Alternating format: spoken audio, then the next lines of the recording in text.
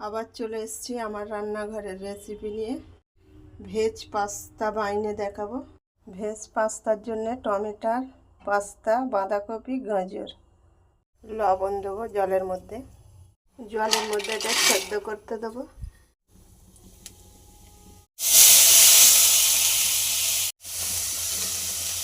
লবণ দেবো। পাস্তাটা সেদ্ধ হয়ে গেছে, ঢেলে নেবো। মশলা পাস্তা বানাবো, তার জন্য লঙ্কা গুঁড়ো দেবো। পাস্তাটা দিয়ে দেবো এরকম। পাস্তাটা যদি সবজি দিয়ে বানানো হয় খেতে আরও ভালো লাগে। সয়া সস দেবো, অল্প চিলি সস দেবো, অল্প রেড সস দেবো, অল্প টমেটোর সস দেবো। সে অল্প ঘি দিয়ে লাবিয়ে নেবো। পাস্তাটা বানানো হয়ে গেছে।